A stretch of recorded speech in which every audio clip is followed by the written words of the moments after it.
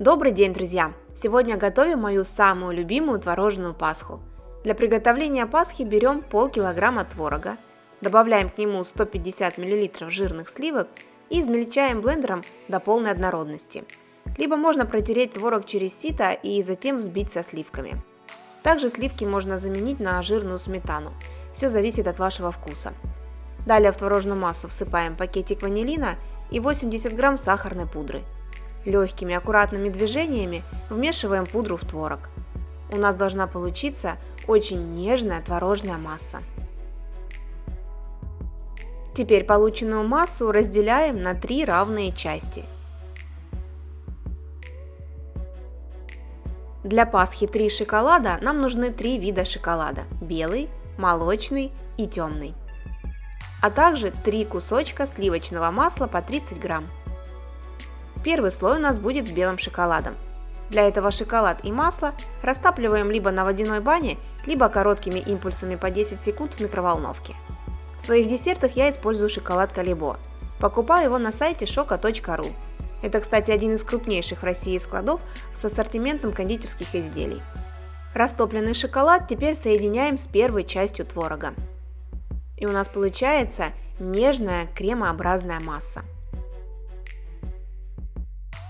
Далее берем форму-пасочницу. Она сейчас ближе к праздникам продается в любом магазине. Я покупала в прошлом году в Пятерочке.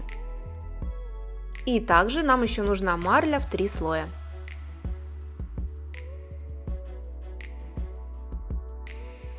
Застилаем пасочницу марлей таким образом, чтобы остались свободные края. Устанавливаем форму на тарелку вверх дном, чтобы отверстие меньшего диаметра было снизу. И выкладываем первый слой творожной массы с белым шоколадом. Хорошо заполняем творогом каждый уголок, чтобы у нас не осталось пустот. И затем растапливаем молочный шоколад с маслом.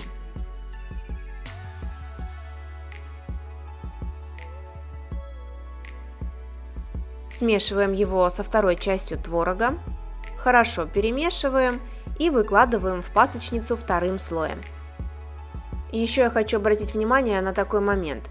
Пока я растапливаю шоколад и соединяю его со следующей творожной массой, пасочницу с предыдущим слоем творога на это время я ставлю в холодильник. Распределяем ровным слоем творожную массу с молочным шоколадом и переходим к приготовлению третьего слоя. Здесь все повторяется.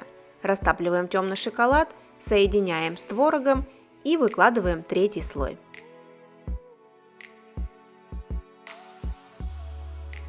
Пасочницу накрываем сверху марлей и устанавливаем небольшой груз.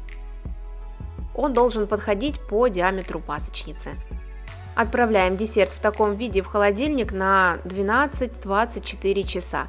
Это делается для того, чтобы стекла лишняя жидкость. Ну а на следующий день снимаем груз и раскрываем верхние слои марли. Если понравился рецепт, поддержите меня пальчиком вверх. Мне будет очень приятно. Накрываем форму тарелкой и переворачиваем пасочницу.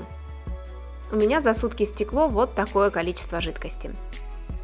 Аккуратно снимаем пасочницу и затем марлю. Украшаем десерт по своему желанию. Я обычно поливаю растопленным шоколадом. Для этого растапливаю молочный шоколад с маленьким кусочком сливочного масла и поливаю пасху. Все точные пропорции я, как обычно, укажу в описании к видео. Также в любую из частей по вкусу можно добавить жареные молотые орехи, кокосовую стружку, цукаты и другие добавки. Пробуйте приготовить сами. Это самая простая, самая вкусная, самая нежная и ароматная творожная пасха.